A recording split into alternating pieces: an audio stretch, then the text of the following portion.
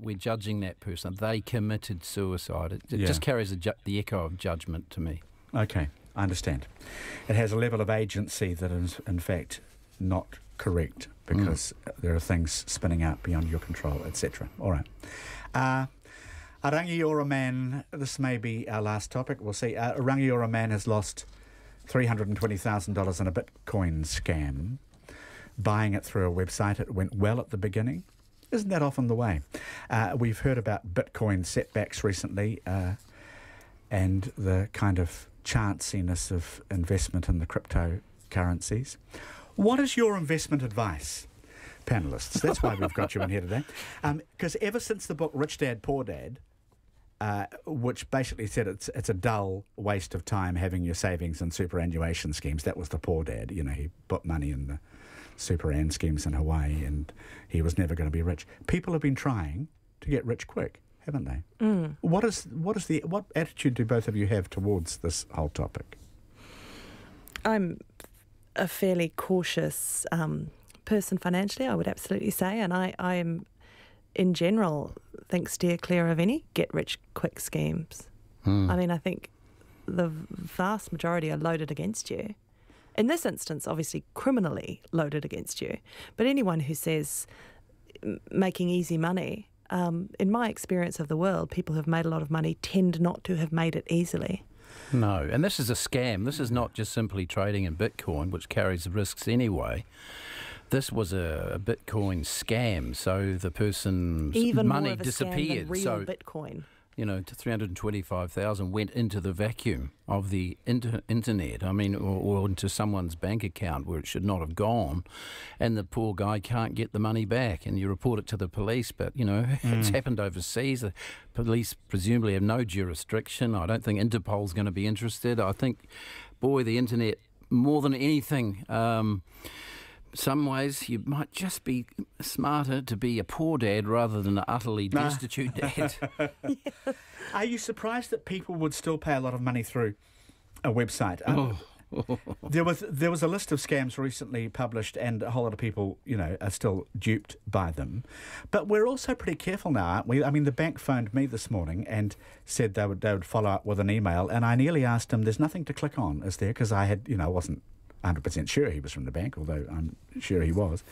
But we are suspicious. It's surprising, isn't it? Well, the thing is, I would never go out and say, why do people fall for these? They must be stupid, because you know the minute you say that, you will fall for a scam. Yeah, no, fair enough. Because I do believe these things are becoming increasingly sophisticated. And increasingly able to target you based on information they already have about you. And, I mean, I feel sorry for this particular individual who's lost a considerable sum of money. Immensely sorry. Terrible. His Terrible life business. will be really put on a different course.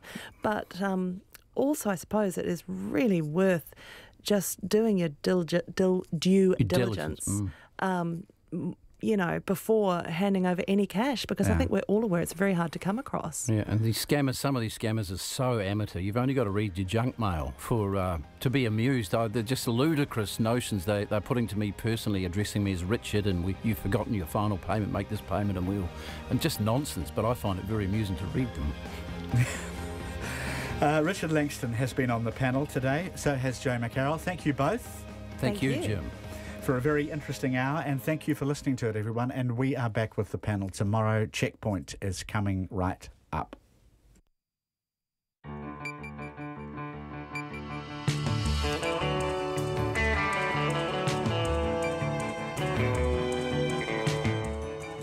Ki te whakaronga mai koe, ki te reo I re rangi o Aotearoa. This is Checkpoint, I'm Alex Perrottet. On tonight's programme, a grieving father says nothing has changed since his daughter was run over by a rubbish truck. Dion Neems says his family feels let down by the Gisborne District Council, WorkSafe New Zealand and Waste Management. We'll talk to Dion on the programme. Prime Minister Jacinda Ardern continues to steal the show on her visit to the UN, this time for appearance on The Late Show with Stephen Colbert. Chris Bramwell was there and she'll join us. Drivers around the country could be paying more at the petrol pump, with ACC proposing an increase to its motor vehicle levy. Roger Tuivasa-Sheck becomes the first Warriors player to receive Rugby League's highest individual honour. He will join us live, and you won't want to miss this. A man slapped in the face by a seal with an octopus. RNZ News at 5. Kia ora, good afternoon. Ko Katrina Bat in Aho. It's now known for certain that 8 cows found dead in a Waikato field after a 1080 drop earlier this month ate the poison after breaking into the drop area. The Department of Conservation says toxicology tests have confirmed it. Kate Gudsall reports. Last week, the Te Kuiti farmers whose cattle were killed told RNZ News it was possible the animals had escaped into the drop zone. In an extraordinary move, DOC is having the operation independently reviewed by the Waikato Regional Council, saying the public must have confidence in its pest eradication expertise. Initial investigations of the site and helicopter flight data indicate the operation was carried out as planned and the cattle did not have access to 1080 bait on the farmers' paddocks. Ko Kate Gudsall tēnei. The controversial waka jumping bill is now set to become law. It's just passed its third reading in Parliament by 63 votes to 57. Under the bill, lawmakers who quit or are expelled from their party will also be ejected from Parliament. Phil Goff has likened John Tamihere to Donald Trump at a volatile Auckland Council meeting today. Mr Tamihere, representing the National Urban Māori Authority, told councillors they'd lost control of their arrogant and corrupt development company Panuku. He said it's not allowing enough social housing and it's breaching the Human Rights Act. But the mayor said the accusations were unfounded. I don't think any of us like that form of Trumpism where allegations are made but never backed up by any evidence. Phil Goff says Panuku's officials are fair-minded and hard-working. Mr Tamihere says he's considering running for mayor next year if the council does not sort the problem. A New Zealand-owned oil and gas company that missed out on an oil exploration permit is suing the government for breach of procedure. Greymouth Gas Turangi missed out on a permit in last year's offer. Its chairman, Mark Dunphy, says it's challenging the decision to stop issuing new permits and the haste with which the 2017 permit was offered to a foreign-based company with no track record. He says it wants its 2017 bid reconsidered, which is one limb of the claim. The second limb, and it's a very important part of it, is that if the government of the day wants to change the basis on which petroleum permits are granted, it needs to follow the procedure that's set out in the Act. Mark Dunphy of Greymouth Gas Turangi. An automobile association is questioning why ACC wants to raise the average motor vehicle levy by 12% to just under $128. That would push fuel prices up by nearly 2%. AA's Mark Stockdale says with a petrol excise tax of 3.5% set to kick in on Sunday, now isn't the time to be looking at another petrol tax. Motorists are going to be pretty uncomfortable with the amount that they're already paying for petrol and the fact that, the price of petrol is going up even further as a result of government-imposed taxes. Mark Stockdale of the AA. 2 people have had their historical convictions for homosexual offences wiped. Earlier this year, an act was passed confirming the criminalisation of gay people was wrong and allowing those with past convictions to apply to have their name cleared. The Justice Minister Andrew Little says the 2 men, who are the first to have their convictions expunged, can now move on with their lives. He says the state has acknowledged they should never have been convicted and now legally they never were. Mr Little says more applications are being processed. A Taranaki woman facing a charge of preventing the rescue of her daughter, who later died, has been jailed for property offences. The 34-year-old woman, who cannot be named, appeared in the New Plymouth District Court via audio-visual link today. Our Taranaki reporter Robin Martin has more. The woman had pleaded guilty to burglary, theft and receiving while out on bail on a charge of trying to stop another woman from trying to save her school-aged daughter's life last year. The girl died 2 days later as a result of a suspected suicide. The mother also faces child neglect charges spanning the years from 2011 to 2017. Judge Gary Barkle convicted and jailed her for 4 months for the property offences. She is due to reappear on the other charges in December. Ko Robin Martin tēnei. Kiwi Rail has been warned a second time of the heightened risk of commuter trains crashing at Wellington railway station because of congestion. The Transport Accident Investigation Commission says there's limited space at the station and a lack of fail-safe backup systems that would kick in if a driver failed to stop at a red light. It says KiwiRail has not taken reasonable steps to reduce the risk. However, KiwiRail says it's satisfied safety procedures at the station are robust. It's 5 minutes past 5. Sport. The All Blacks have given first five Beauden Barrett a chance to redeem himself after the loss to South Africa, though there are several changes to the side for Sunday's match in Argentina. Sam Whitelock is skipper in Kieran Reid's absence, and there's a debut for a front rower who thought his All Black dream had long gone. Here's rugby reporter Joe Porter. Beauden Barrett starts at first five with Richie Mo'unga on the bench after Damien McKenzie returned home for a family bereavement. TJ Perenara starts at halfback, pushing Aaron Smith to the reserves, while Sonny Bill Williams returns for the first time since June and starts at second five with Ryan Crotty outside him. Geordie Barrett's been left out of the 23 with Ben Smith moving to fullback and Waisake Naholo coming onto the wing. Captain Kieran Reid and Liam Squire are out with Luke Whitelock and Shannon Frizzell joining Sam Kane in the loose forwards. Ufut Ungafasi starts at tight head with prop Angus Ta'avao set to debut from the bench, going from a player with no Super Rugby contract to an All Black in less than a year. Ko Joe Porter Aho. The All Blacks can wrap up the Rugby Championship title with a bonus point win. Roger Tuivasa-Sheck is confident a knee injury won't hinder his preparations for the 2019 National Rugby League season as he looks to build on his Dally M success at the Warriors.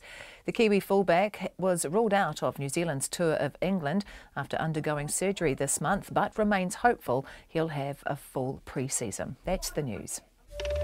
A leaked report. Mika Whaitiri contests physically touching the press secretary, but the report has found that there was bruising on the staff member's arm. A shocking discovery. My daughter started eating the ice cream. She called out an expletive and spat a large ball bearing onto her hand. And a toe thief walks free. The bodies weren't human because of the plastination process.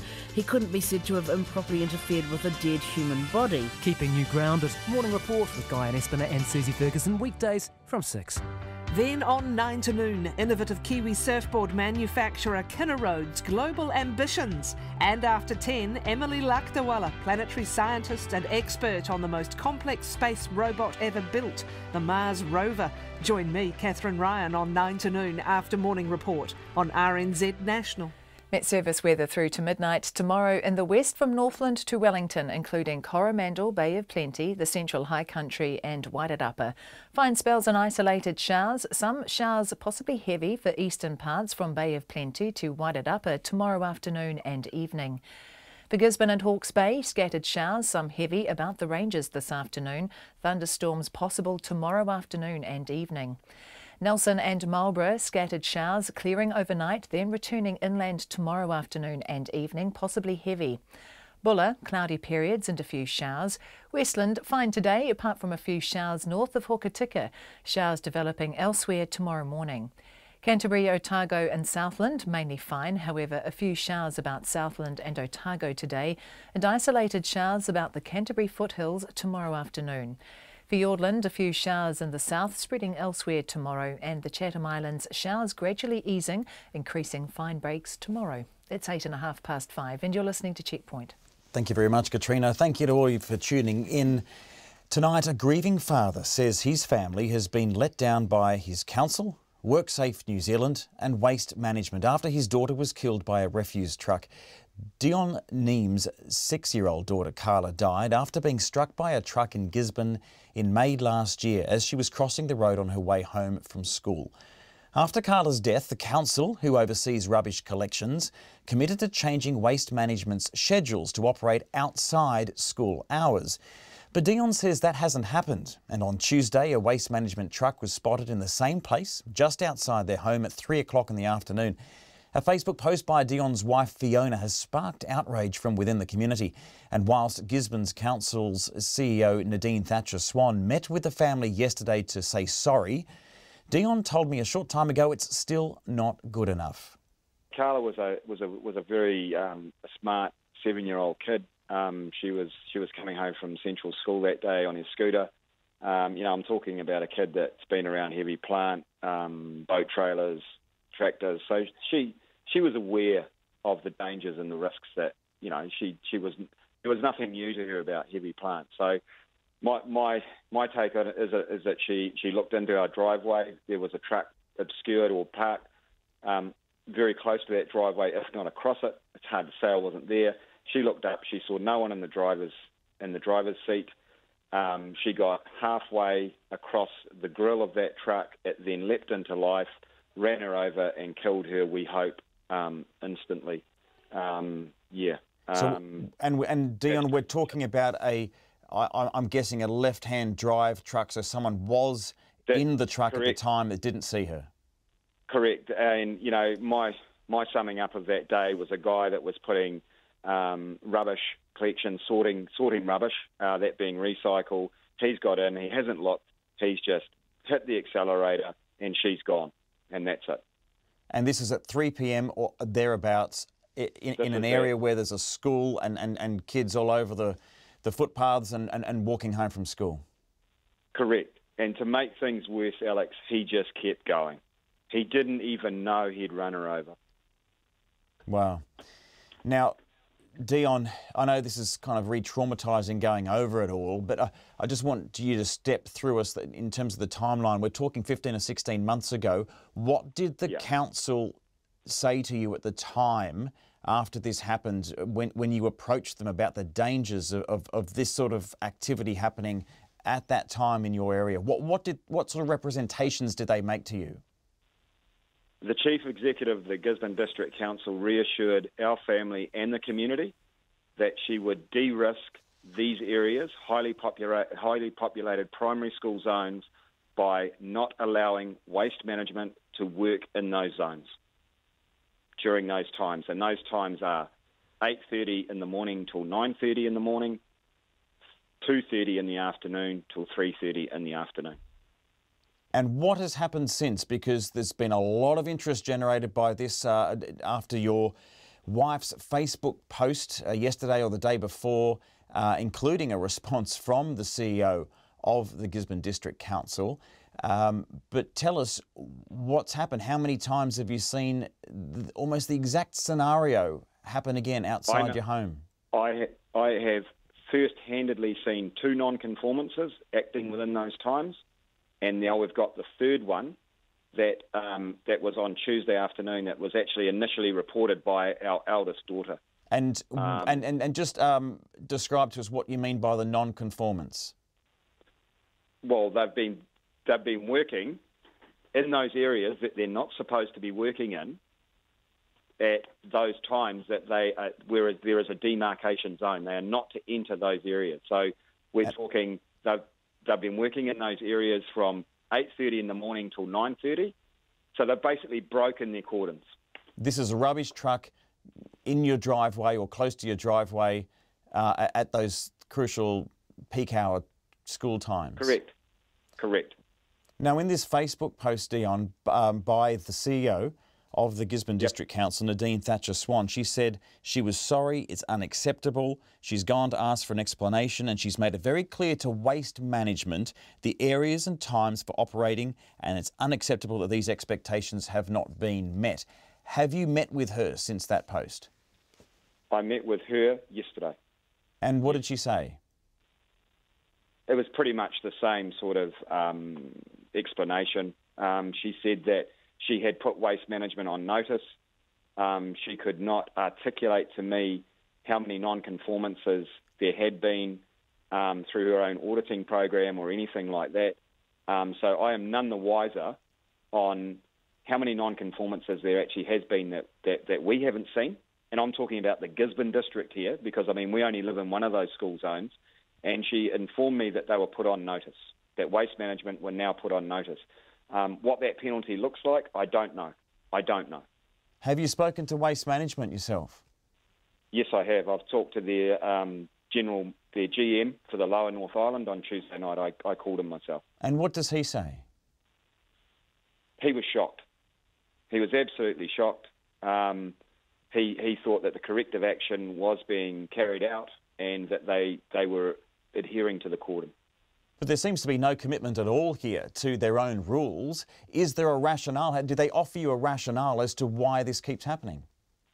Mate, it's very hard to make a commitment when the belief system at the GDC believe that these trucks are safe to operate.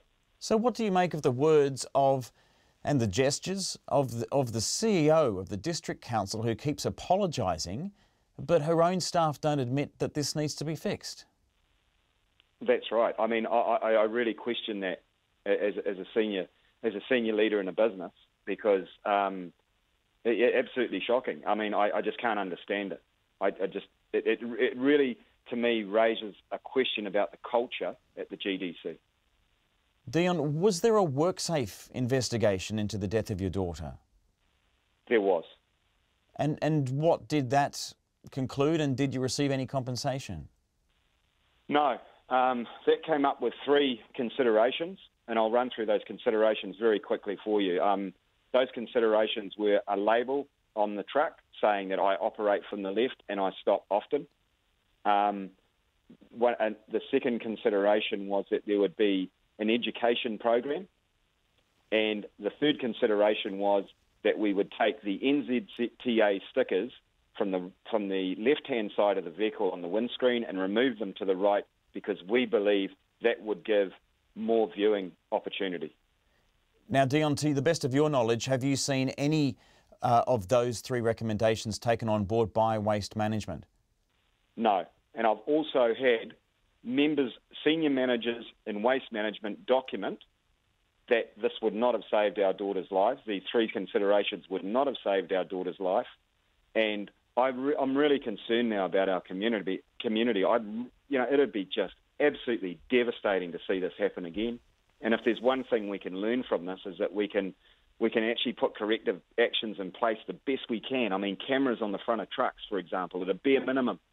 There's nothing, no mention of that in the WorkSafe report. Absolutely nothing. No mention of retrofitting a camera even at a base minimum level. It's just shocking, mate. It's hard to take, really hard to take. This is a government department that should be enforcing and upholding health and safety for all New Zealanders, and they've got no teeth. They do nothing. Dion Neems, the father of Carla Neems, who was killed near her driveway by a Waste Management truck last year. Now, Checkpoint has sought comment from WorkSafe, which says it did investigate the incident but has not taken any enforcement action. We've also put questions to Waste Management, but we're yet to receive a response on that. Gisborne District Council provided us with this statement: our agreement with Waste Management is explicit that trucks are not permitted to collect nearby schools during peak times.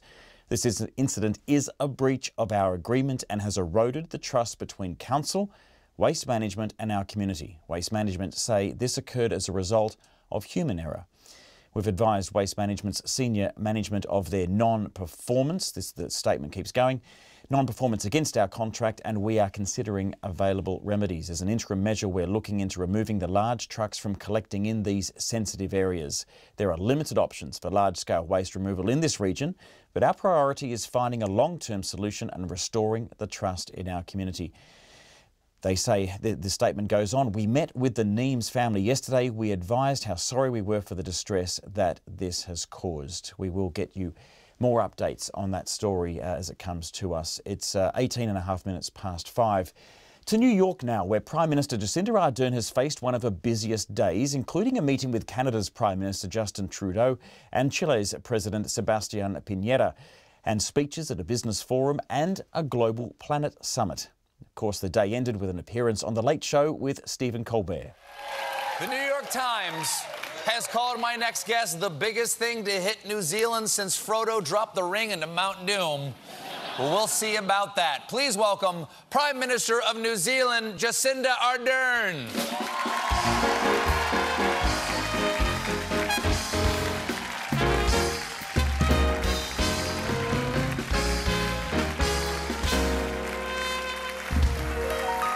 Lovely to meet you. Thanks for being here. Thank you for having me. Just to get out your CV here as quickly as possible. Currently, the youngest female world leader.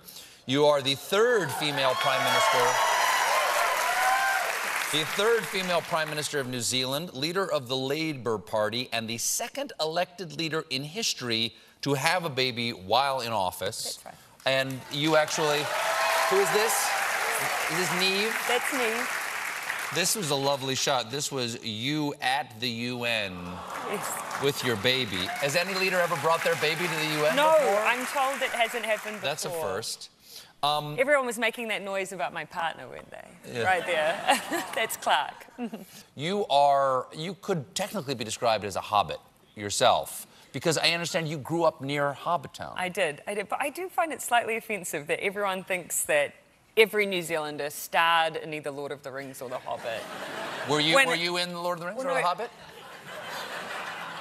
Some of us auditioned but weren't successful, okay? That's all I'm going to say. Did you really audition? I did. Did you? I did. I don't know if anybody told you, but I'm a little bit obsessed with Tolkien's work. I'm a little obsessed. Do you know, yeah. the team back in New Zealand have heard about this as well. By the team, I mean the people of Hobbiton. And they contacted me today and said that they would like to make you a citizen of Hobbiton. So, thank you. I asked what that comes with. It's not keys, you get a mug. You get a mug? You get a mug. You get a mug? Did you bring the paperwork? I have it in writing. Well, actually, they're going to have the official calligrapher for the Lord of the Rings and Hobbiton and The Hobbit write up your official invitation. And so, come to New Zealand and we'll make the ceremony official. There's a direct flight from Chicago. It's nice and easy, starting November. We're in New York, though. I got to get to but Chicago. I know, yeah, but I got friends it's close. There. I got friends we consider there. that close. When does it start? So the direct flight's from November, but you come anytime. Well, I'd love to come, and I wouldn't mind coming with some friends because, you know, we had Flight of the Conchords on the show this week. And when they were here, I asked them if they had a question for you, and they recorded a question. If you don't mind, sure. Jim, can we play the question that the guys asked? Hey, Jacinda. We have an important question for you. Can we come for dinner? Well? They pick me up from the airport, then I'm happy to have them over for dinner. Like that's. If they pick you up from the airport when you get home? Yeah, that would be handy. I've met them before. It's New Zealand, so we all know each other.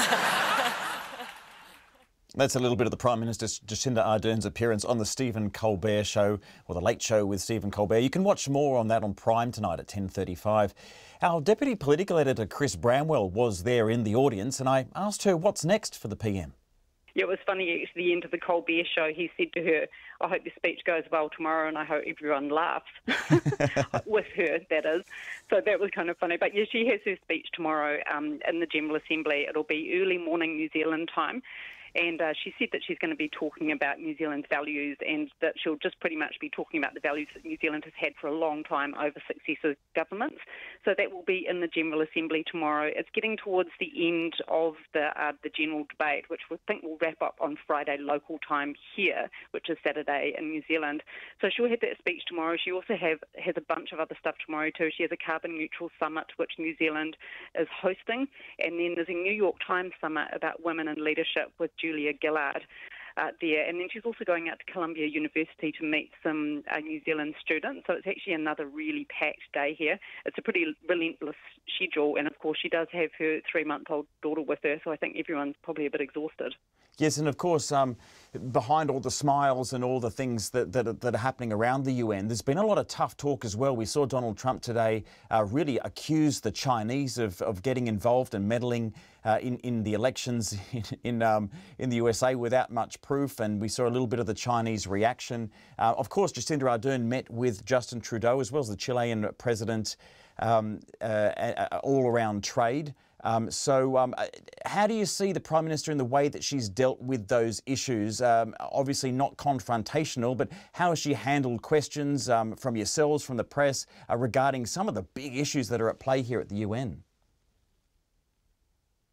I mean, she takes it all in her stride. A lot of the stuff around Donald Trump, she is very careful to be very diplomatic about. Most of the questions today to her around Donald Trump's comments were actually whether or not New Zealand has had any meddling in its election. Like, has there been any influence of China in any of Chinese influence in our elections, and she pretty much said that nothing to her knowledge, but she said with the advent of social media and the internet and cyber attacks, it's a constant problem for New Zealand and most countries, of course, so you can never rule anything in or out, but the questions mostly were kind of from a domestic lens, if you know what I mean, around that kind of meddling in elections. She's been very careful every time there's been comment about Donald Trump to walk a very careful line, I think, because the big picture is that New Zealand and the US are still friends, or very good friends, I think we are at this point, and we still want to resolve the issue of those tariffs, the steel and aluminium tariffs. So I think there's a kind of a very careful line that she's been treading this whole week. That's our Deputy Political Editor, Chris Bramwell, who's in New York at 25 minutes past 5. Now, that talk about, or accusations of meddling in the US elections, they refer to the upcoming congressional elections. Donald Trump was chairing the council meeting in New York and said Beijing did not want his Republican Party to do well because of his hard stance on trade, and that China was placing fake news in US newspapers. Now, the BBC's Nick Bryant reports from New York. For the second day running, it was a case of America late rather than America first. The US president leaving world leaders waiting, defying the norms of diplomatic protocol. The UN Security Council is the closest thing in international diplomacy to a corporate boardroom. And today, Donald Trump was in the chair. Thank you very much. The 8,362nd meeting of the Security Council is called to order. He called this meeting to focus on Iran, but then took everyone by surprise with an extraordinary attack on China. Regrettably, we found that China has been attempting to interfere in our upcoming 2018 election, coming up in November, against my administration. They do not want me or us to win because I am the first president ever to challenge China on trade. And we are winning on trade. We are winning at every level.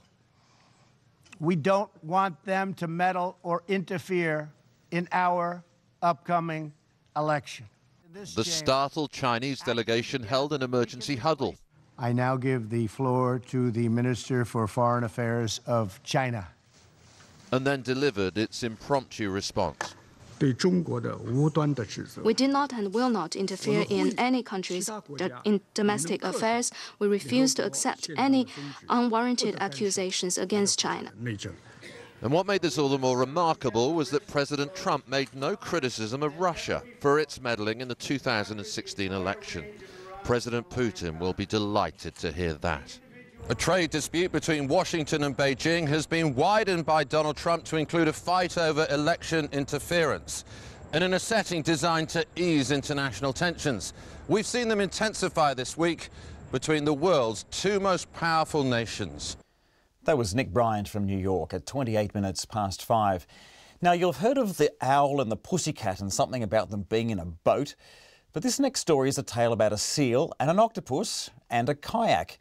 A bunch of mates were kayaking in the blue waters off the coast of Kaikoura when suddenly one of them, Kyle Molinda, copped a face full of octopus, thanks to a seal.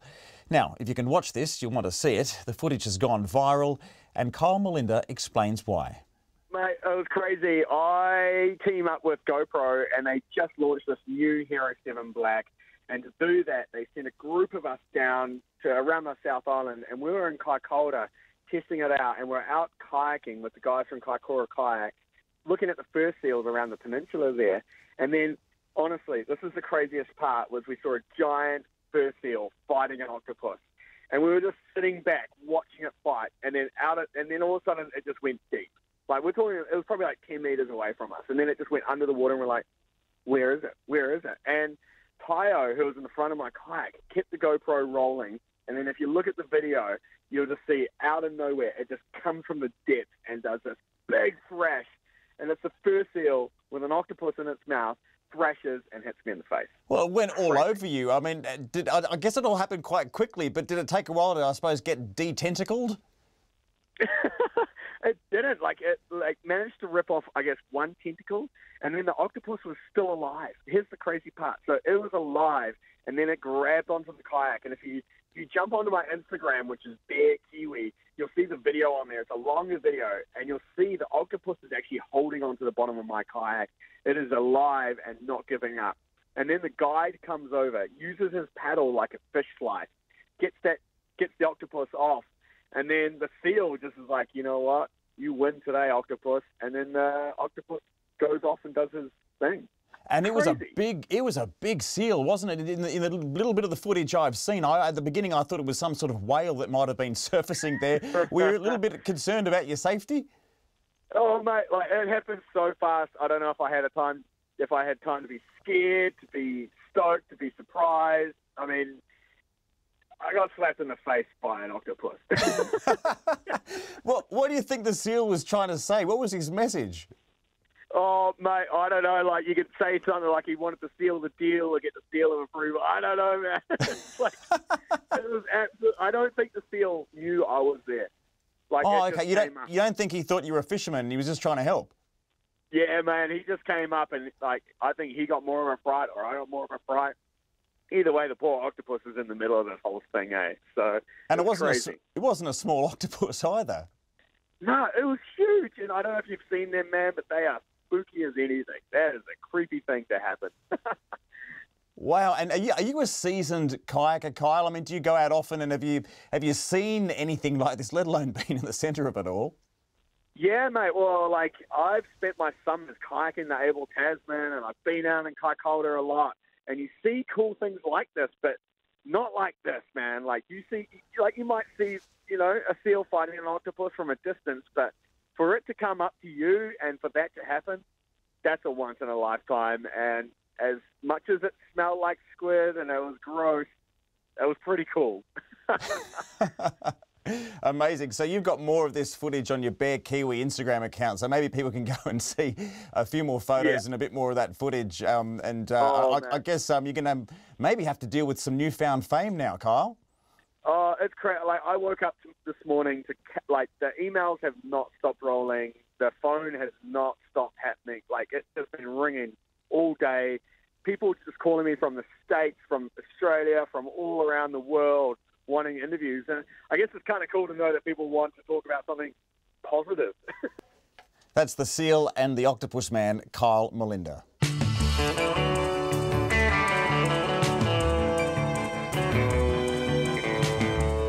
We're all having a good chuckle about that here on Checkpoint. Make sure you go off and see the footage. Coming up on Checkpoint, a second investigation is underway after a draft report into former Minister Meka Whaitiri ended up in the hands of the media. An apology to Wellington bus users, and Roger Tuivasa-Sheck becomes the first Warriors player ever to receive Rugby League's highest individual honour. He'll join us live. Of course, we'd love your feedback on anything we've had on tonight. Get in touch on the text 2101. You can tweet us at Checkpoint RNZ. We're on Facebook, Checkpoint, or you can email us, checkpoint@radionz.co.nz. Plenty more to come on Checkpoint, but first, Katrina Batten is here with the headlines. A Gisborne man says his grieving family has again been let down by rubbish trucks being allowed to work in his street when children are walking home from school. In May last year, Dion Neem's 6-year-old daughter Carla died after being hit by a truck as she was crossing the road on her way home from school. The Gisborne Council committed to changing waste management's schedules, but Mr Neems says on Tuesday a truck was seen just outside their home at 3 o'clock in the afternoon. The controversial waka jumping bill has become law after passing its third reading in Parliament, 63 votes to 57. Under the bill, MPs who quit or are expelled from their party will also be ejected from Parliament. Labour and New Zealand First MPs say the bill will preserve the proportionality of the House, but National MPs called it an affront to democracy.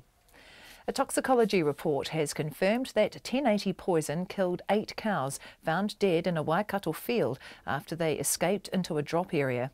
Initial investigations showed the drop went as planned and the 1080 bait did not fall on the farmers' paddocks. DOC is taking the unprecedented action of having the Waikato Regional Council review its operation, saying the public must have confidence in its pest eradication expertise. A New Zealand-owned oil and gas company that missed out on an oil exploration permit is suing the government for breach of procedure. Greymouth Gas missed out on a permit in last year's offer and wants its bid reconsidered. The chair, Mark Dunphy, says it's challenging the decision to stop issuing new permits and also how quickly the 2017 permit was offered to a foreign-based company. A spat broke out at Auckland Council today between urban Māori leader John Tamihere and Mayor Phil Goff. Mr Tamihere says the council's development arm, Panuku, is corrupt, arrogant and shutting poor people out because it's not allowing enough social housing. He says he's considering running for mayor against Phil Goff if the council doesn't sort out the problem. Mr Goff has compared Mr Tamihere to Donald Trump for making statements not backed up by evidence. Those are the headlines. I'm back at 6. Thank you very much. We'll see you then, Katrina. Nona Peltier is back for business. Hello. Good evening to you. Good evening. So we've had announcements on the the US Federal Reserve on the interest rates there, and it's timed with the old cash rate announcement here. Yes, indeed. So both central banks had something to say this morning about interest rates in the United States. It was a different story than it was in New Zealand. In the United States, the economy is fairly strong, the labor market is strong, and the U.S. Federal Reserve raised interest rates, which was expected, and they're expecting to continue to raise interest rates. So they moved 0.25% up to 2.25. Now, people might remember that's 2.25% that they moved to from 2%, and people might remember that the U.S. Federal Reserve held interest rates low for many, many years, and it started moving. Yes, right? That's right. Started moving them in 2015, and so in the 7 of the last 8 quarters, we've seen a rise, and we're expecting another rise in December, 3 more next year, and another one in 2020.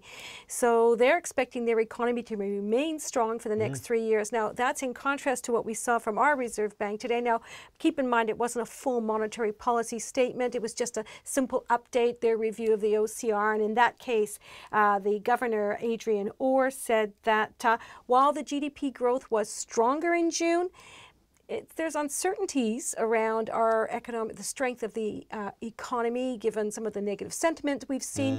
So we're leaving our interest rates on hold for now and possibly right into 2020, and that's at 1.75%. So they're not just holding off until the third quarter announcement, that you reckon this will stay flat until next year? Well, and at that stage, it could be one way or another. It could be up or down, depending on how things go. There's a lot of risk in the world, but these risks seem to have been dismissed by the U.S. Federal Reserve that aren't too concerned about trade within the United States. That's an enormous economy, and we've heard other commentators say that the trade war is really going to hurt other nations more than it will hurt the U.S. and China.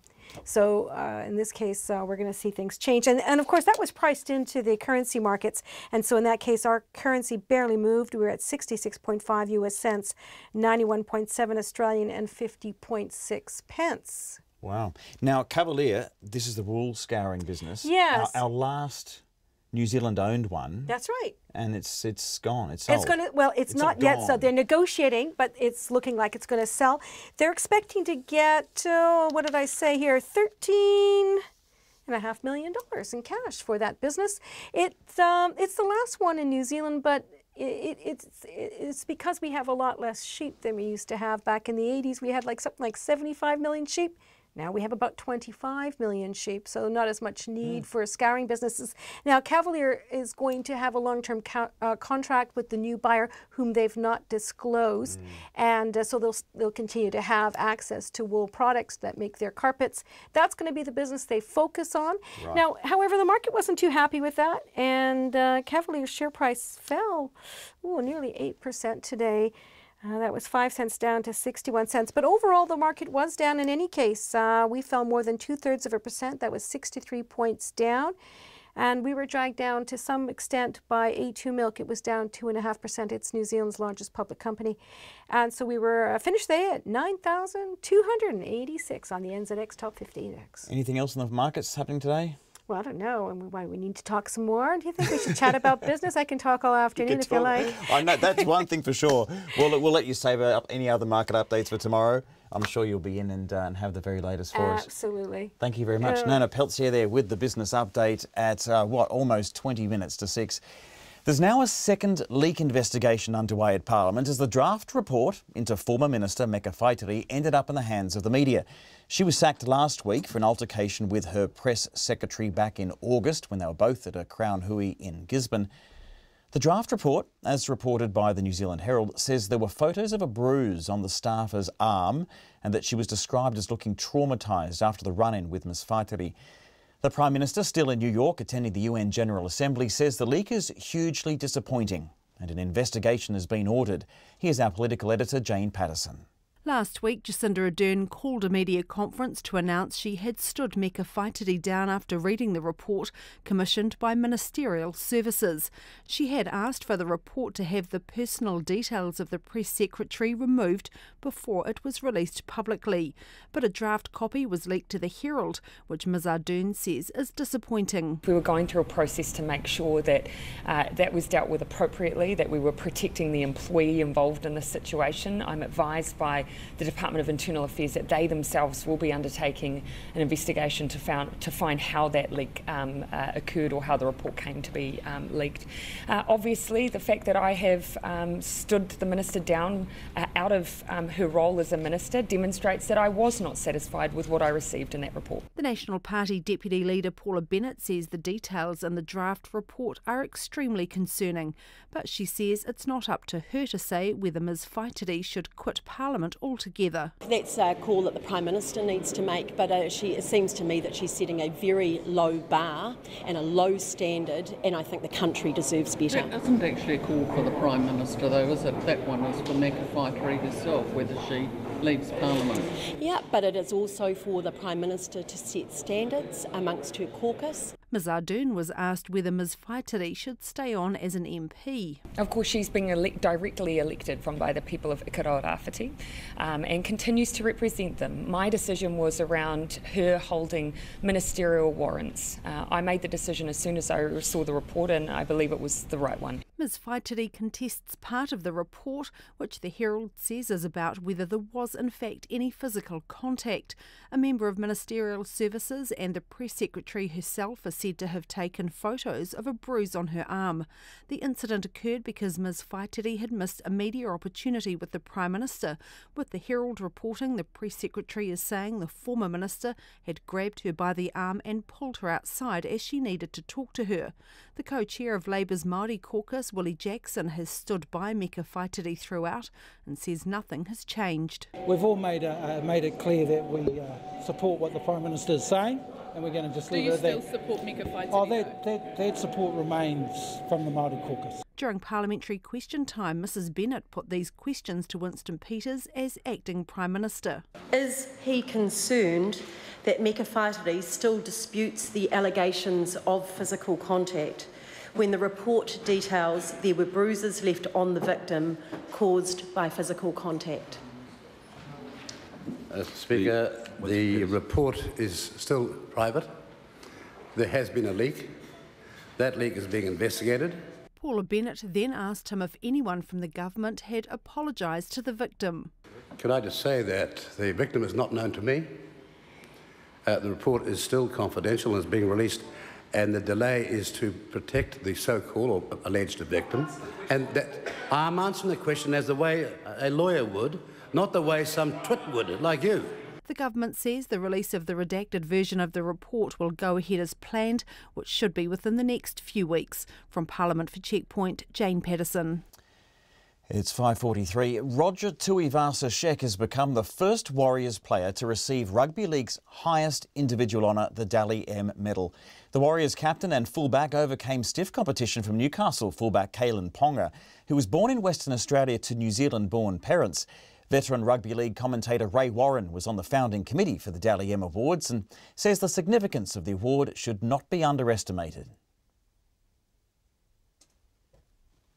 Oh, well, it's the award that recognises the best player that there has been over the course of the year.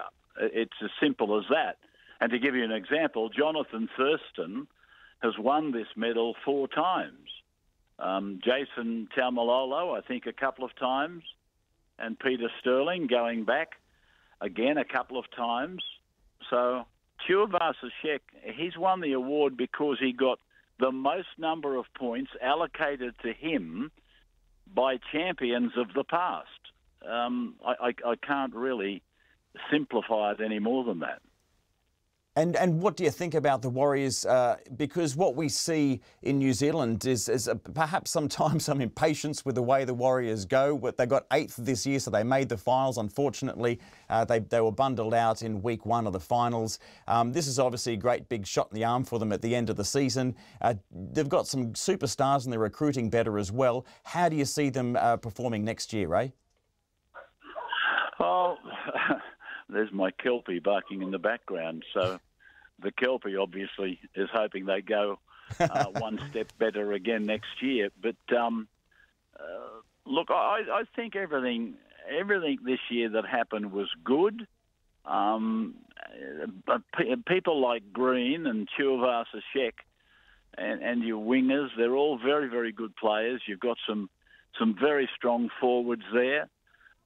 You could be on track next year for something better. Now, something better means that you could well be on your way to another grand final, and that would be a massive achievement. But look, the good thing about this year is they seemingly were more bonded together. They were more committed than ever before. I can't say ever before, but they were more committed than they have been.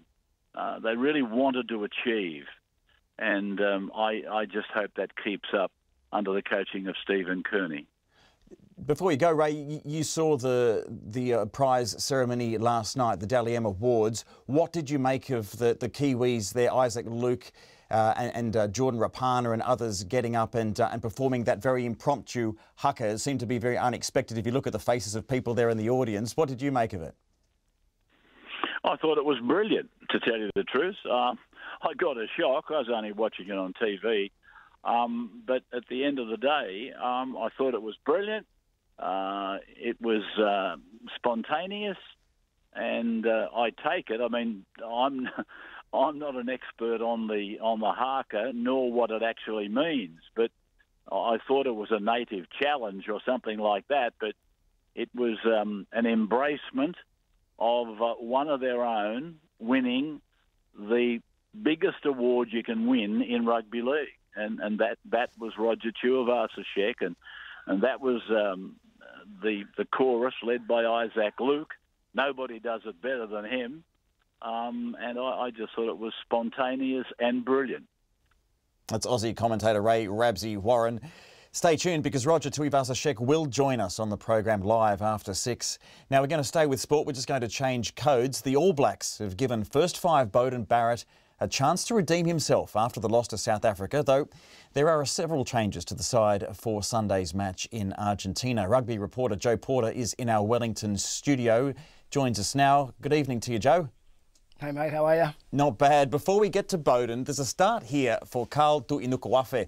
He's the big man with a mo wearing the #1 jersey. What a journey. Yeah, fantastic story for Carl. I mean, an amazing story actually, going away from the game thinking he'd never play again. Coming home, ballooning to a massive, overweight mark. I think he was up around the 160 kilogram mark, and then managing to put it all back together, and at the ripe old age of nearing his 30s, come back and become an All Black. So a real story of redemption and I guess success there. But also we've got another prop who's set to make his debut this week, Angus Ta'avao, and he is another one, 28-year-old who went away from New Zealand, played for the Blues for a couple of seasons, got overlooked for All Black selection, went over and played for the Waratahs, seeking higher honours perhaps in Australia, came back to play for Taranaki at the start of this year. He did not have a Super Rugby contract, and in less than a year he's forced his way into the Chiefs through injury replacements, played so well that he's now an All Black. So another incredible journey there for Angus Ta'avao. Another one who's trying to force his way in, Richie Mo'unga. Do you think he deserved a start after Beauden Barrett's goal-kicking shambles against the Springboks? Some people would say that, that's for sure. I guess the selectors feel that Beauden Barrett's still their #1 guy, and they give him a chance to prove that this weekend. He didn't have the best night against South Africa, we all know that. His kicking was off, his game-making, decision-making wasn't the best, a slightly indifferent performance. But he is the world's #1 player for 2 years in a row. He is the world's best first 5 when he's on his game, and he deserves to get a chance to show that he can do that this weekend and bounce back, because we want to know how he responds to a loss and how he responds to a defeat, because we've got a World Cup next year and we need to know how these guys go under a bit of pressure. Yeah, good analysis there. I suppose it's something we just don't get enough practice of, is losings and how we react to that. So another competition, of course, TJ Perenara gets a start. Do you think he's playing better at the moment than Aaron Smith? Well, Aaron Smith didn't have the best game against the Box either. He was harassed and harried by the South African halfback. He looked a little bit off his game, a bit slow at times, and again made some decisions and some passes that weren't up to his usual standards. So this could be seen as perhaps a slap on the wrist for him for his not so great performance against South Africa. However, he's played a lot of rugby this year, and him and TJ tend to switch around a fair bit anyway, so it's hard to know whether it's a rest or a punishment for Aaron Smith. But TJ does deserve the start. He played better when he came on, I thought, against the Box. He was in more of a physical presence, which they needed at the time, and yeah, he deserves a go against Argentina this weekend, and I think he played in the Argentinian test as well, and he was good then. So, yep, TJ is playing really well right now and putting a lot of pressure on Aaron Smith, who had an off night against the Box, that's for sure. Now, Joe, just before you go, you are a renowned tipper. Now, the Pumas are going to be on fire after beating the Australians in Australia, and they're always pretty strong at home. So, what do you think? What's the scoreline? Yeah, look, I would love to think that the Argentinians would get up and make more history by beating the All Blacks for the first time ever. However, you look at the bookies odds, I think it's about $1.07 to the All Blacks, $8-ish for Argentina, suggesting that history will just continue in the same vein, and it'll be 28 times no wins for the Argentinians. I think that's probably how it will go. The All Blacks have picked what is pretty much their strongest side possible, bar a couple of rotations and a couple of injury-enforced changes. So I think you'll see a similar result to Nelson, where the Argentinians push the All Blacks hard, they come out with fire, they play some great rugby, but in the end the All Blacks win by 20 points. Joe Porter, thank you very much. That's Joe Porter, our sports reporter, with his analysis and expert predictions ahead of that game coming up on Saturday night in Argentina. The All Blacks in Argentina, of course. Australia will play the Springboks. At just coming up to 9 minutes to 6, families and disability advocates are frustrated at the announcement of yet one more review into the flawed funded family care system. They say the government should just get on and fix it. The government plans to repeal the much criticised section of the Public Health and Disability Act that denies families the right to complain about breaches of their human rights in relation to family care policies. But it stops short of making hard and fast commitments on a complete overhaul. Ruth Hill reports. Shane Chamberlain isn't a demanding boss as long as his meals are on time. His sole employee, his 76-year-old mother, Diane Moody, says the Health Ministry could learn a bit from Shane about how to treat people. In February, the Court of Appeal ruled the Ministry had failed to take into account the intermittent, around-the-clock care Mrs Moody carries out for his severely disabled son, when it allocated her just 21 hours a week at minimum wage. Mrs Moody is less than impressed by today's announcement the government is commissioning an independent review into the funded family care system. How could we be excited? It'll just be the same old, I would imagine. It would be very interesting to see who they decide to contact. I've got a funny feeling it won't be us. It's 5 years since the Labour Party and the Greens expressed outrage at the previous government's pushing through the law change barring family carers from taking legal action over breaches of their human rights. Shane Chamberlain's court-appointed advocate, Jane Carrigan, says holding another review smacks of deja vu. Every day I have a parent make contact with me asking me to help them because they're being treated in the most despicable manner. So the Minister can stand up before everyone and say, thanks to the family for your patience, but we're not patient. And so I'm not sure who he's talking to, but he certainly does not reflect the parents I'm working with. Under the current law, spouses cannot be paid to provide care, nor can parents be paid to care for children under the age of 18. In 2010, the Health Ministry said broadening the access to funded family care would open the floodgates to thousands of people looking to be paid to care for their ailing relatives. But the head of the Carers Alliance, Janine Stewart, says that's nonsense. Of the 1,600 families who could qualify, just 354 have taken it up in the 5 years it's been running. Ms Stewart is cautiously optimistic the government will make the necessary changes, but families have already been waiting too long. They've indicated that they want to be sure they've got the issues. We probably all think that we know what the issues are. We're hoping for a very tight time frame, a very clear pathway, and that families and carers are right in the middle of this, being the ones saying how it needs to be. The Associate Health Minister, James Shaw, says he doesn't want to preempt the independent review's findings, but it will cover eligibility, pay rates, the employment relationship and the types of care covered. The previous government's approach to this was an egregious breach of human rights, and we just want to make sure that that principle, that the principle of human rights is upheld. Diane Moody, who's heading to the employment court shortly over her case, reckons the government could save a lot of money wasted on lawyers and consultants by just doing what they said they would do and pay family carers what they deserve. Everything could be so simple, but no, anything to make it difficult, although we haven't got enough to do, but just let's make it more difficult for these families. Following consultation over the next couple of months, options will be presented to the Cabinet by the end of the year. For Checkpoint, Ruth Hill. It's just coming up to 5 minutes to 6. We've got a lot of feedback coming in after our top story this evening. That was an interview with Dion Neems. His 6-year-old daughter was killed by a rubbish truck, a rubbish and recycling service in Gisborne, and very, very upset still and frustrated that the same operations continue to happen. One person has got in touch and says, Alex, in Auckland, rubbish and recycle trucks operate from 6 a.m, 5 to 6 days a week. Where is the parental responsibility around a 6-year-old walking or scootering to school? That's from Murray. That's his point of view.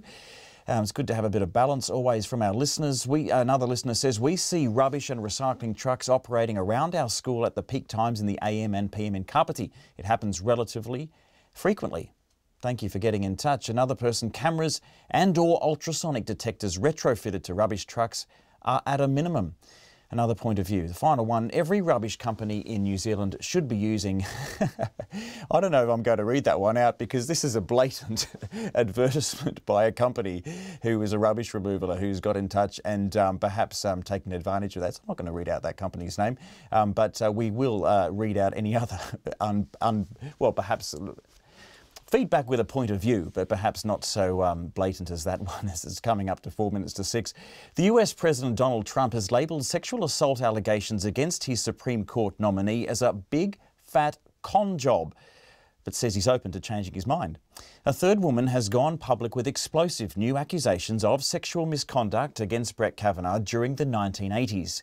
Now, of course, Mr Kavanaugh denies the allegations, describing the latest one as something from the Twilight Zone. His first accuser, Christine Blasey Ford, will testify in front of a Senate committee tomorrow. Donald Trump says he'll be watching closely. Here's the ABC's Zoe Daniel on the story, which is the talk of Washington. Asked if he believes the three women who've now made allegations against Brett Kavanaugh and whether he'd consider withdrawing the nomination, Donald Trump had this to say. Sounds like what you're saying is there is a situation, there is a scenario under which you would withdraw Brett Kavanaugh's nomination. Is that correct? If I thought he was guilty of something like this, yeah, sure. His comments follow new allegations in a sworn statement from Julie Swetnick, who describes high school parties in 1981 and 82 in which boys, including then 17 or 18-year-old Brett Kavanaugh, drank excessively, treated girls aggressively, spiked punch with drugs and alcohol and took advantage of them. She says there were efforts by Kavanaugh and others to, quote, cause girls to become inebriated and disoriented so they could then be gang-raped in a side room or bedroom by a train of numerous boys. Brett Kavanaugh, she says, was one of them. Through the White House, Kavanaugh says he doesn't know Julie Swetnick. His lawyer, Beth Wilkinson, also asks why the allegations are being made now, 2 days ahead of a vote on the Supreme Court nomination. When you say you went to 10 parties like that and you kept going to those parties even though that was happening and you saw that supposedly happening to other girls, that is a different thing not to report. I understand why women don't report sexual assault. It's very difficult and no one should criticize them for that.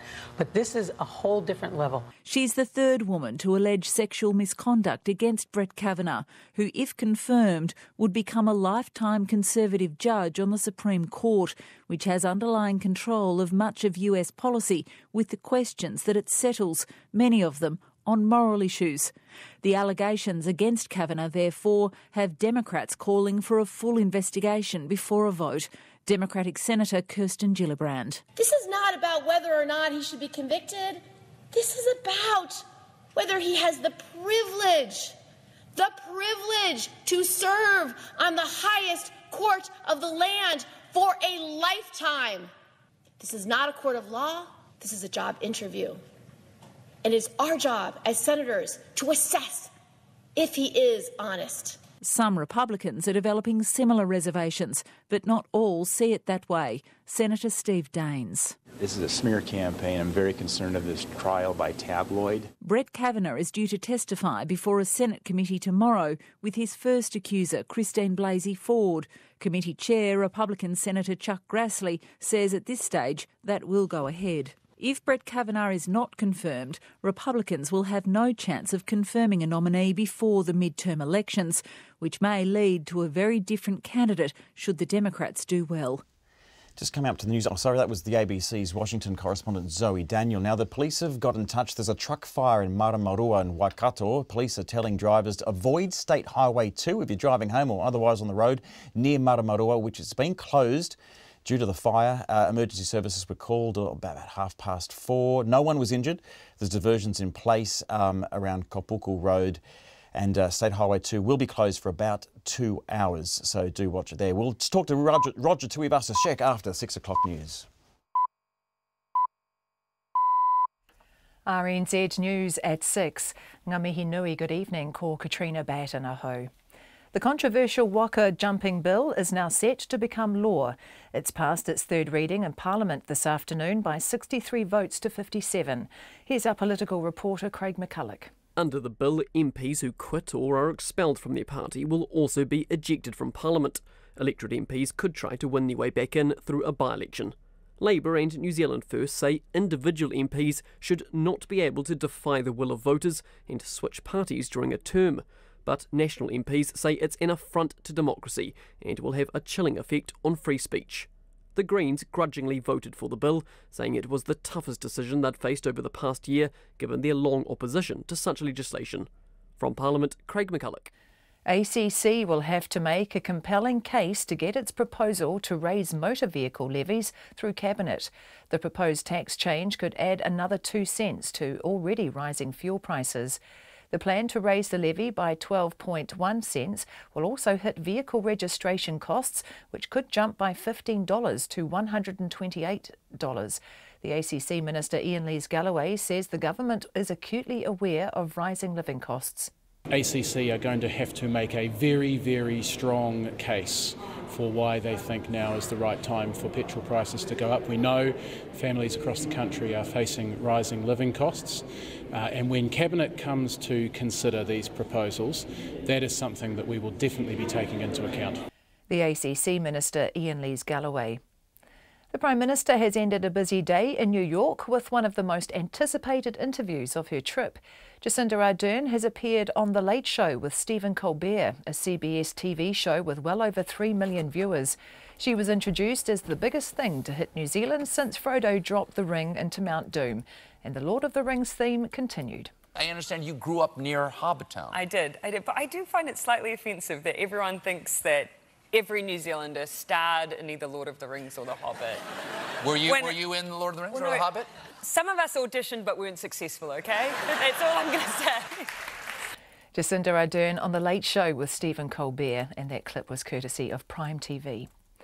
A grieving father whose daughter was killed by a refuse truck says his family has been let down by WorkSafe, Waste Management and the Gisborne District Council. Dion Neem's 7-year-old daughter Carla died after being struck by a truck in Gisborne in May last year as she was crossing the road on her way home from school. After her death, the council, which oversees rubbish collection, committed to changing Waste Management's schedules to operate outside school hours. But Mr Neems told Checkpoint that hasn't happened. I have first-handedly seen 2 non-conformances acting within those times, and now we've got the third one that was on Tuesday afternoon that was actually initially reported by our eldest daughter. Dion Neems. The council says Waste Management breached its agreement because of human error. The police say they're investigating a complaint related to a case of sexual assault concerning St Bede's College. A Christchurch man, Peter Bock, has demanded the school's rector step down for continuing to employ a teacher who had admitted to abusing Mr Bock as a boy several decades ago. The Education Council is also investigating the school's handling of Mr Bock's original complaint in 2011. The police have declined to say who the new complaint is from or who the subject of it is. A prisoner who took part in an attack on prison officers inside the country's maximum security prison has had more than 6 years added to his sentence. Samuel Jr. Hutchins, who's been found guilty of wounding with intent to cause grievous bodily harm, was sentenced today in the Auckland District Court. Edward Gay reports. The attack inside Palermo prison left an officer with cuts and stab wounds to his head and neck. Judge Claire Ryan said while 2 other prisoners used shanks, she couldn't find any evidence that Hutchins had a weapon. The judge said the attack was gang-motivated and was an attack on an official. The seriously injured prison officer was Desmond Fa'afoi. He and 2 of his colleagues were acquitted at a High Court trial earlier this month. Mr Fa'afoi had been charged with kicking another prisoner in the head as he lay on the ground. I Tāmaki Makoto, ko Edward Gay aho. Frustration over a long-running pay and conditions dispute has reached boiling point for hospital anaesthetic technicians. 2 strikes are planned in Northland next month, and technicians in Hawke's Bay are walking off the job for 24 hours next Friday. The union representing the technicians, Apex, says it's been trying to sort out pay and conditions all year with individual district health boards. Its secretary, Deborah Powell, says mid-central DHB workers are currently considering an offer, but strike action could also be on the cards at the Lakes District and southern DHBs. In Hawke's Bay, the DHB has had to postpone 13 surgical procedures next Friday, but says emergency surgery will go ahead. It's 6:05. Sport. The All Blacks coach Steve Hansen believes his side are ready for a big performance as they seek to wrap up the Rugby Championship title in Argentina this weekend. Hansen has named his side and has kept faith with Beauden Barrett at first 5, Richie Mo'unga on the bench.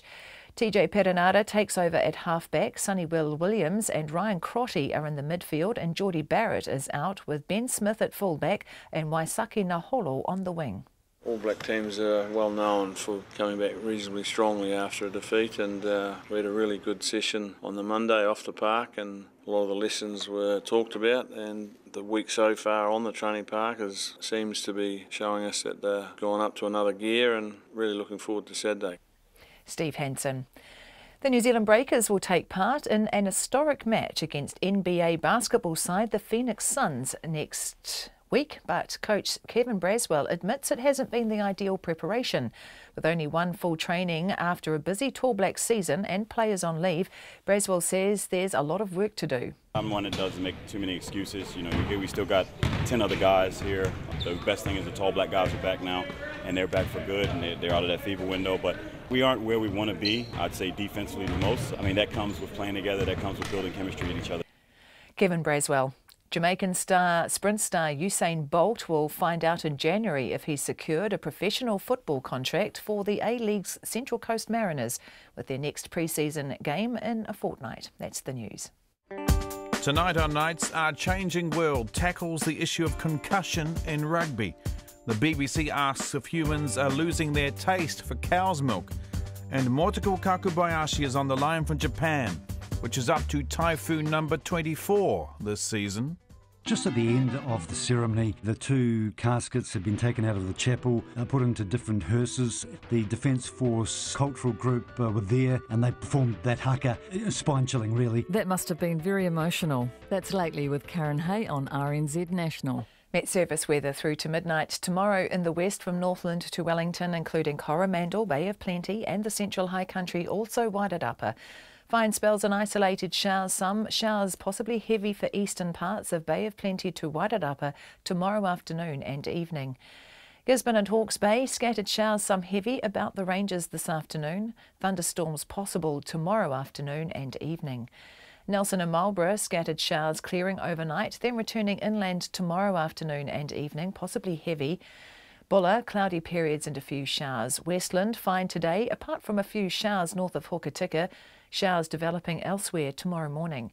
Canterbury, Otago and Southland mainly fine, however a few showers about Southland and Otago today and isolated showers about the Canterbury foothills tomorrow afternoon.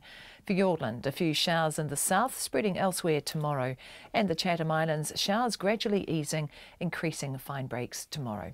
It's 5:08 and you're listening to Checkpoint. Thank you very much, Katrina.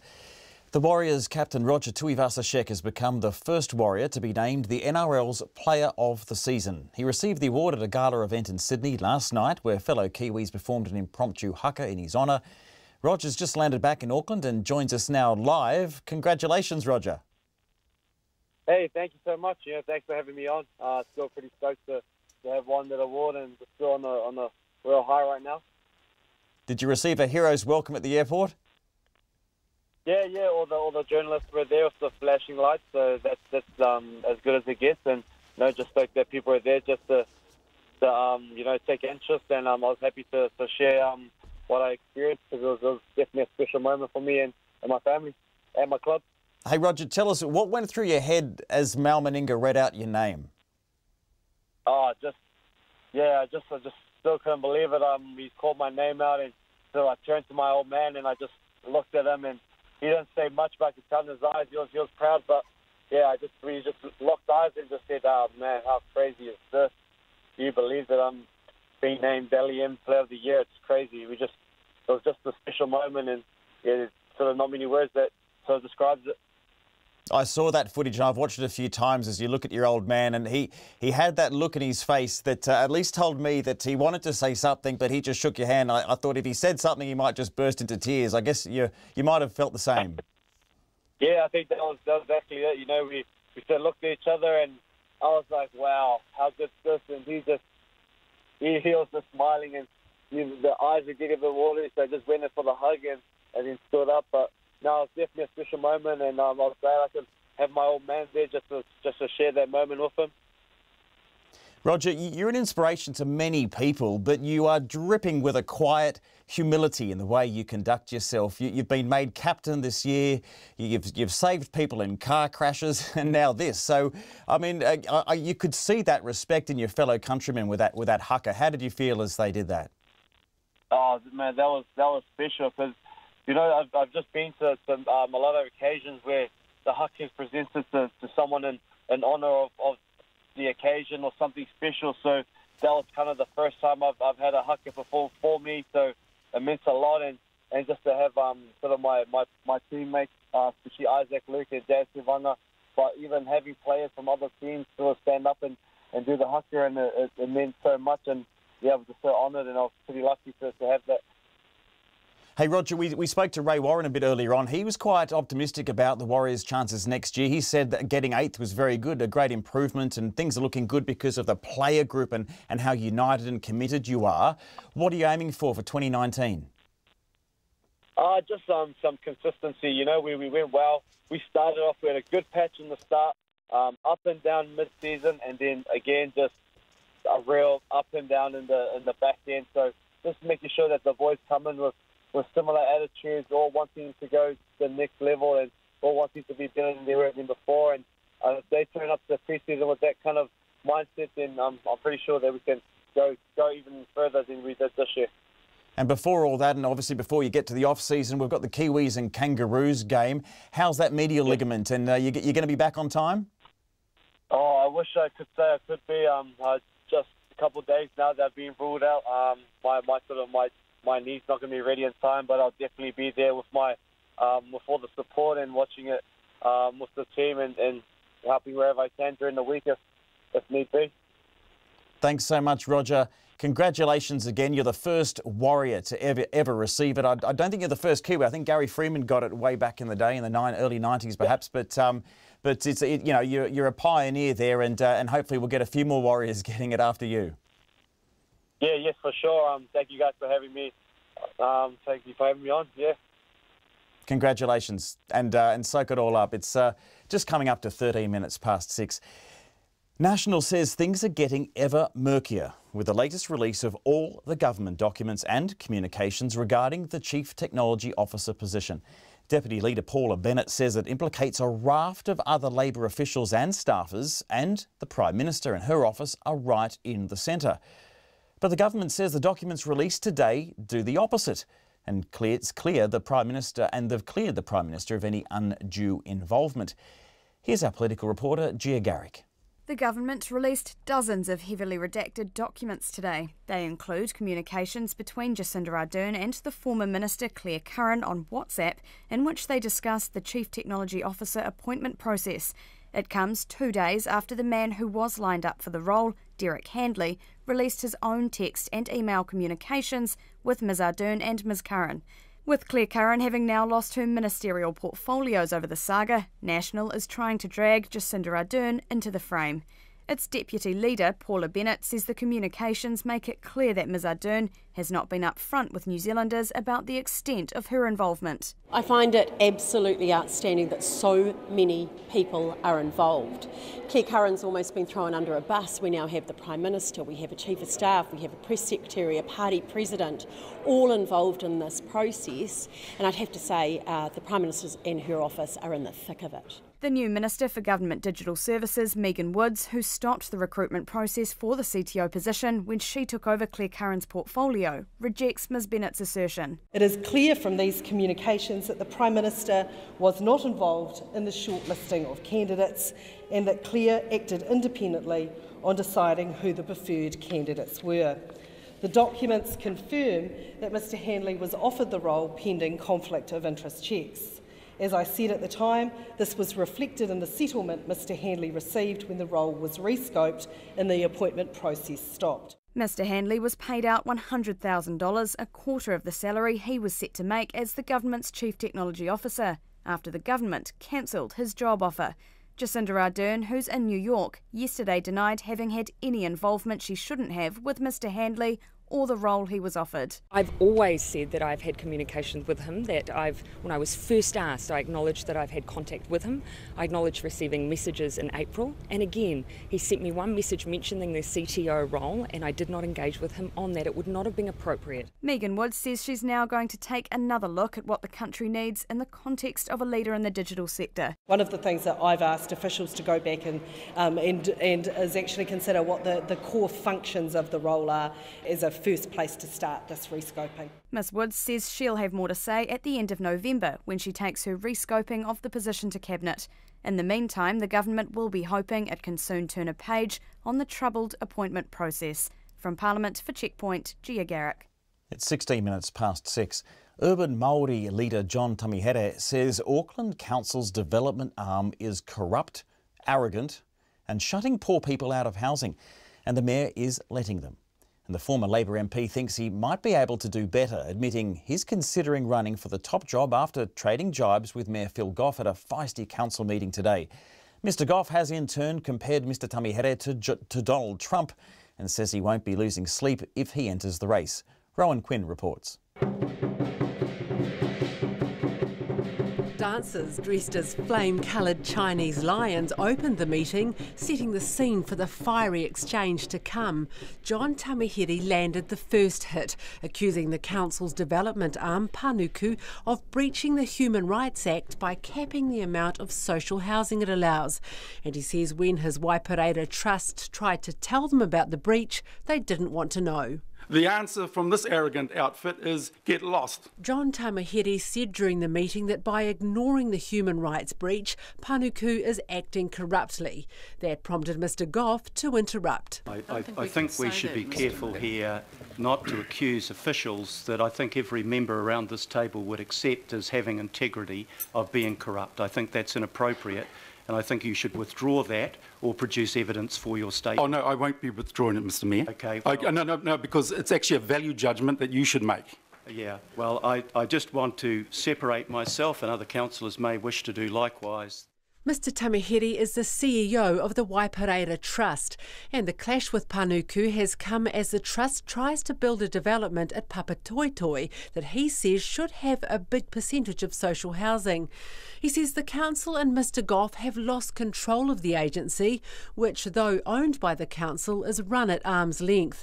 Councillor Penny Hulse was having none of those claims and says the council ultimately wants the same as the Waipareira Trust. Why are we arguing with each other on some sort of trumped up piece of legal nonsense when we should actually be sitting around the table saying, how do we make this work in a way that is going to keep us out of the courts, spend money on actually getting housing built and getting our babies out of living in cars. So is Mr Tamihere positioning himself for a tilt at the mayoralty in 12 months' time? Speaking to reporters afterwards, the former Labour MP says he hasn't decided for sure, but he'll have to stand up if the council doesn't change the culture at Panuku. And he says he'd have no qualms running against his old Labour colleague. Oh, so sad, too bad for Phil. After the meeting, Mr Goff was similarly dismissive, saying Mr Tamihere was just one of a dozen people who could throw their hat in the ring for the top job. And he had a political comparison to make. I don't think any of us like that form of Trumpism where allegations are made but never backed up by any evidence. Mr Goff says Mr Tamihere's dispute with Panuku is ultimately a commercial one because the Waipareira Trust is a developer. Mr Tamihere says if the council doesn't sort out the social housing cap, the trust will take them to court for breaching the Human Rights Act. I Tamaki Makoto mo Checkpoint, ko Rowan Quinn DNA. 19.5 minutes past 6. A prisoner who took part in a revenge gang hit on a prison officer has had over 6 years added to his sentence. Samuel Jr. Hutchins was one of 3 gang members inside the country's maximum security prison who took part in the attack that left an officer with cuts to his head, neck and arms. Hutchins was today sentenced at the Auckland District Court to 6 years, 9 months and 2 weeks in prison after earlier being found guilty of injuring with intent to cause grievous bodily harm. Our court reporter Edward Gay filed this report. Details of the hit inside prison emerged for the first time today. Judge Claire Ryan said it started with the head of the Killer Bees street gang, Joshua Masters, having an altercation with prison officer Desmond Fa'afoi in April last year. Mr Joshua Masters adopted a fighting stance. It was difficult to tell from the CCTV footage whether or not there was contact made between Mr Joshua Masters and Mr Desmond Fa'afoi, or simply threatening and menacing words. As a result, Masters was moved from the unit. A month later, Killer Bees members Samuel Jr. Hutchins and Trent Wellington, along with gang associate Mitai Angel, planned a revenge attack on Mr Fa'afoi. The Crown's case was that the 3 made and sharpened 2 shanks and attacked the prison officer as they were moved from the recreation room to their cells. Wellington threw the first blow before attacking a second officer and leaving Angel and Hutchins to continue the onslaught on Mr Fa'afoi. Within a very short time, Mr Fa'afoi sustained lacerations to his scalp, to his head and face, and to his arms and upper body area. Some of those lacerations eventually required numerous stitches.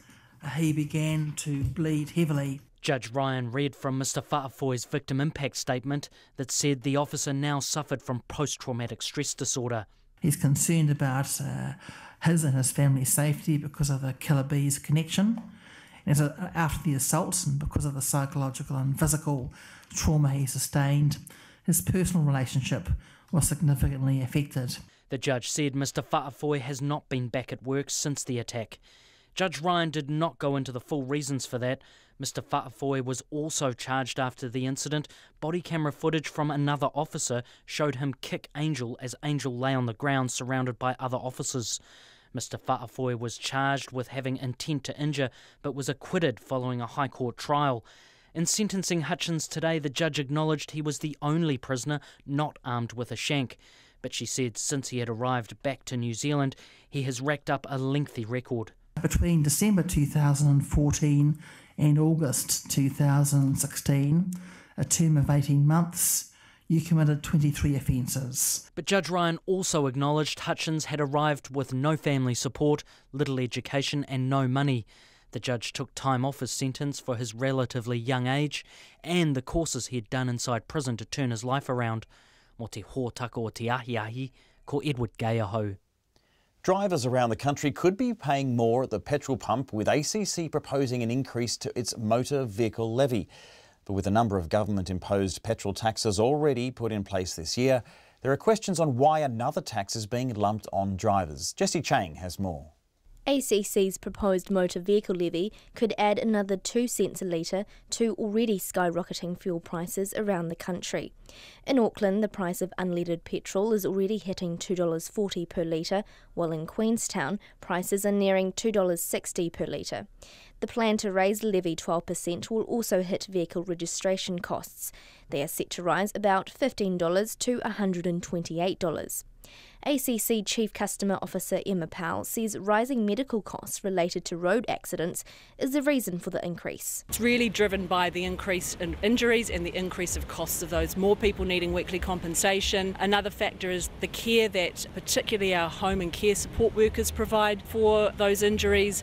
With more cars on the road, Ms Powell says it's important to split the levy increase. We're proposing to share that because in terms of longer distances on the road, more at risk, people are more at risk on the roads, so therefore we're suggesting that some of that levy should come from petrol and not just from the registration. AA Principal Advisor Mark Stockdale says ACC has had record low levies for the last few years. I'm sure motorists will remember not so long ago that were paying much higher ACC levies and it was costing $300 or more to relicense your car every year. However, Mr Stockdale says now isn't the time to be looking at another petrol tax, with a 3.5 cent increase to the petrol excise tax set to kick in on Sunday. Motorists are going to be pretty uncomfortable with the amount that they're already paying for petrol and the fact that, the price of petrol is going up even further as a result of government-imposed taxes. In July, a regional fuel tax of 11.5 cents a litre was put in place in Auckland. That's seen more than $13 million collected. But Auckland Action Against Poverty Coordinator Ricardo Menendez-March says those already struggling will suffer the most from further price increases. Well, it will affect low-income families and those in public transport deprived areas disproportionately at a time where families are already seeing an increase in the cost of basic goods, rents, as well as petrol. In Auckland Central, people had a mixed reaction to news of further increases in fuel prices. I was just all shit, no. It's just a rip-off, bro.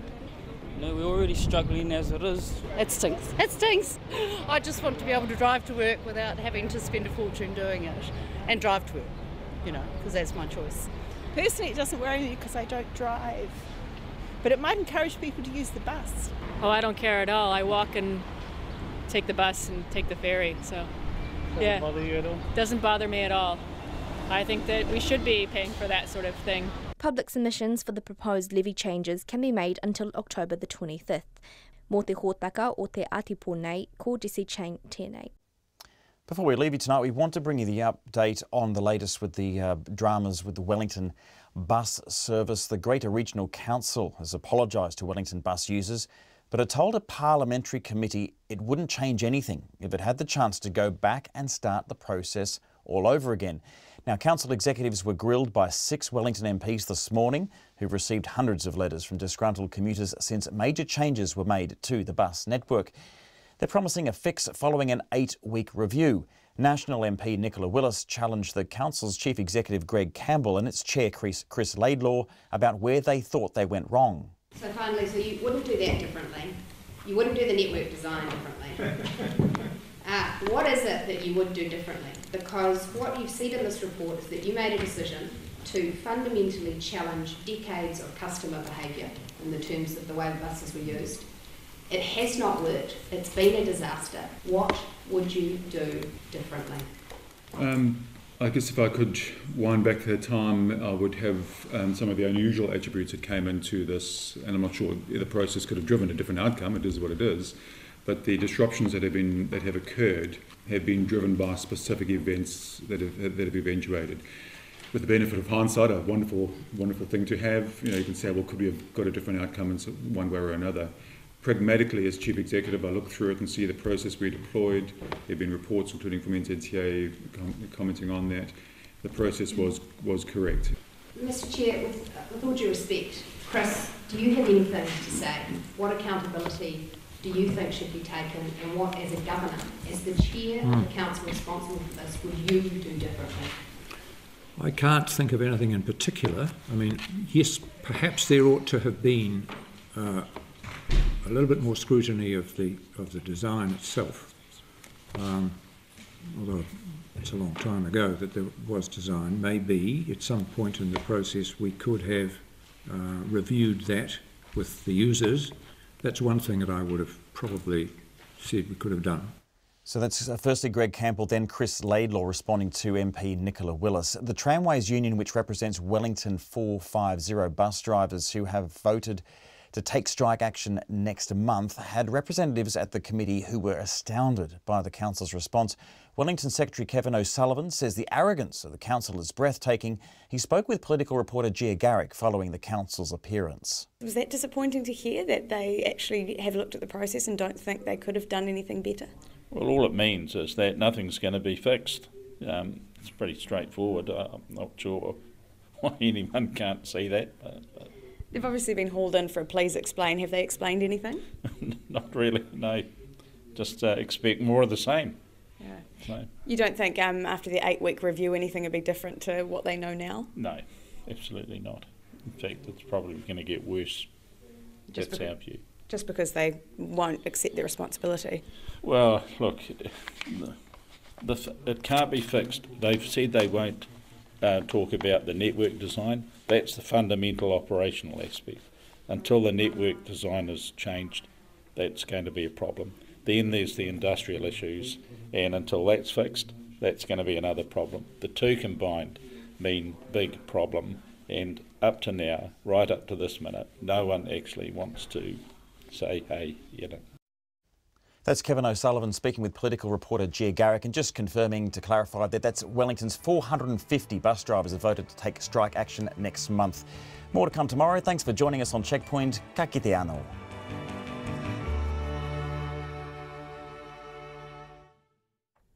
RNZ News headlines at 6:30. The Waka Jumping Bill has passed its third reading in Parliament. The government says ACC will have to make a very strong case to get the increase it wants to motor vehicle levies. The police are investigating a complaint linked to a Catholic school's handling of a sexual assault case. Greymouth Gas is suing the government after it missed out on an oil exploration permit. And Phil Goff has likened John Tamihere to Donald Trump at a volatile Auckland Council meeting. Our next news and weather is at 7. Hi, this is Phil O'Brien. After 7 this Saturday, I'll be playing your requests. You had me laughing out so close to crying. Guess I'm out on a limb again. Julia, Julia.